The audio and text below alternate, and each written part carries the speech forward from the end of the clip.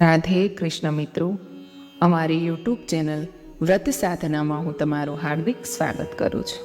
મિત્રો, તમે જાણો જ છો કે હાલમાં ચાતુર્માસ ચાલી રહ્યો છે, તો આપણે આ ચાતુર્માસના વ્રત ઉપવાસમાં શ્રીમદ ભગવદ્ ગીતાના 18 અધ્યાયનો સંપૂર્ણ શ્રદ્ધા અને વિશ્વાસ સાથે રોજ એક અધ્યાયનું પાઠ કરીશું.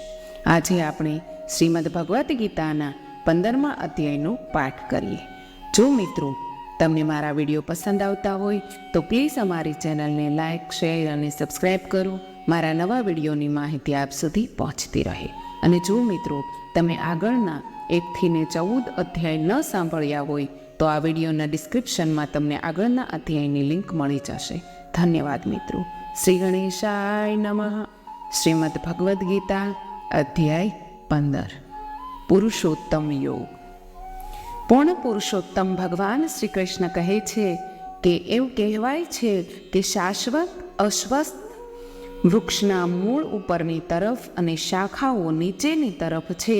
તેના પર્ણો વૈદિક મંત્રો છે, અને જે મનુષ્ય આ વૃક્ષના રહસ્યને જાણે છે તે વેદોનો જ્ઞાતા છે.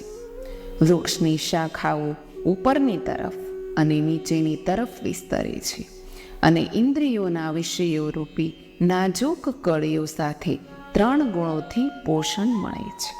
નીચેની તરફ લટકતા મૂળો મનુષ્ય દેહમાં કર્મના પ્રવાહનું કારણ છે, અને તેની નીચેની શાખાઓ માનવ જગતમાં કાર્મિક બંધનોનું કારણ છે. આ વૃક્ષના વાસ્તવિક સ્વરૂપની અનુભૂતિ આ જગતમાં થતી નથી. ન તો તેનો આદિ છે, કે ન તો તેનો અંત છે, કે ન તો તેનું નિરંતર અસ્તિત્વ છે, પરંતુ આ સુદૃઢ મૂળો ધરાવતા અશ્વસ્થ વૃક્ષની દટ્ટ વિરક્તિના સશક્ત શસ્ત્ર વડે કાપી નાખવો જોઈએ. તત્પશ્ચાત મનુષ્ય આ વૃક્ષનો આધાર શોધવો જોઈએ, જે સ્વયં ભગવાન છે, જેમનામાંથી બ્રહ્માંડની ગતિવિધિઓનો અનાદિકાળથી પ્રવાહ વહે છે. તેમનું શરણ ગ્રહણ કરીને મનુષ્ય આ જગતમાં પાછો ફરતો નથી. જે લોકો મિથ્યા અભિમાન તથા મોહથી મુક્ત છે, જેમણે આસક્તિના દોષો પર વિજય પ્રાપ્ત કર્યો છે, જેઓ નિત્ય આત્મા અને ભગવાનમાં જ નિવાસ કરે છે, જેઓ ઇન્દ્રિયોના ભોગની કામનાઓથી મુક્ત થયેલા છે, અને સુખ તથા દુઃખના દ્વંદ્વોથી પરે છે, એવી મુક્તિ વિભૂતિઓ મારા શાશ્વત ધામને પ્રાપ્ત કરે છે. ન તો સૂર્ય કે ન ચંદ્ર કે ન અગ્નિ મારા પરમધામને પ્રકાશિત કરી શકે છે.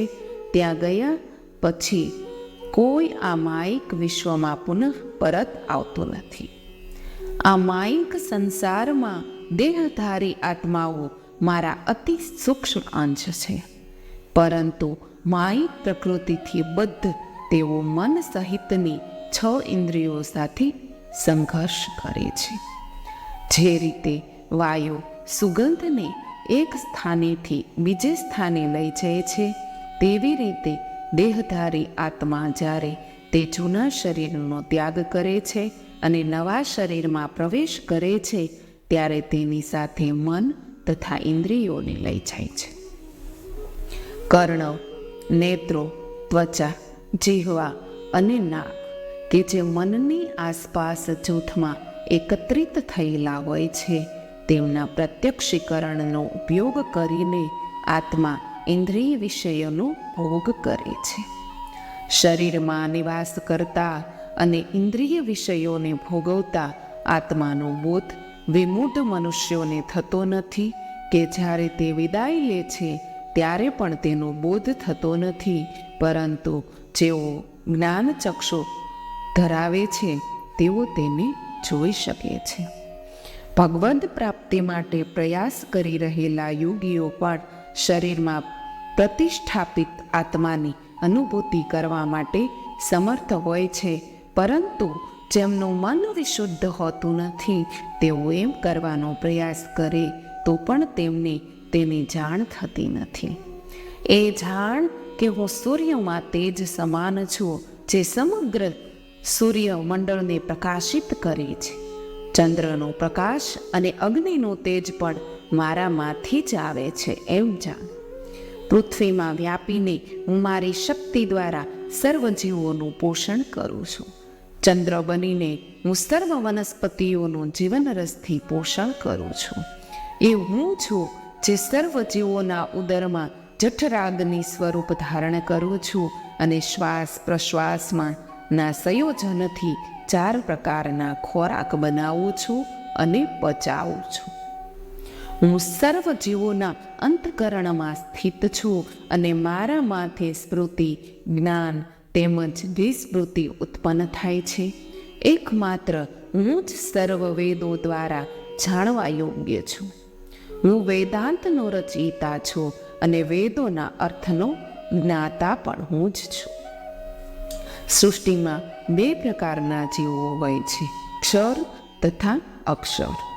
સર્વ નશ્વર જીવો માયિક પ્રદેશમાં હોય છે, અવિનાશી જીવો મુક્ત જીવો હોય છે. તેનાથી અતિરિક્ત એક પરમ દિવ્ય વિભૂતિ છે જે અવિનાશી પરમ આત્મા છે. તેઓ અપરિવર્તનીય નિયમતા સ્વરૂપે 3 લોકમાં પ્રવેશ કરે છે તથા સર્વ જીવોનું પાલન કરે છે. હું નશ્વર સાંસારિક પદાર્થો તથા અવિનાશી આત્માથી પણ અનુભવાતીત છું. તેથી વેદો અને સ્મૃતિઓમાં મને પરમ દિવ્ય પુરુષ સ્વરૂપે પ્રતિષ્ઠાપિત કરાયો છે. જે લોકો સંશય રહિત થઈને મને પૂર્ણ પુરુષોત્તમ ભગવાન સ્વરૂપે જાણે છે, તેઓ વાસ્તવમાં પૂર્ણ જ્ઞાનથી યુક્ત છે. હે અર્જુન, તેઓ પૂર્ણપણે સર્વભાવોથી મારી ભક્તિ કરે છે. હે નિષ્પાપ અર્જુન, વૈદિક શાસ્ત્રોનો આ પરમ ગુહ્ય સિદ્ધાંત મેં તારી સામે પ્રગટ કર્યો છે. આ સમજીને કોઈ પણ મનુષ્ય પ્રવૃત્ત થઈ જાય છે તથા પોતાના પ્રયાસોમાં કૃતકૃત્ય થઈ જાય છે.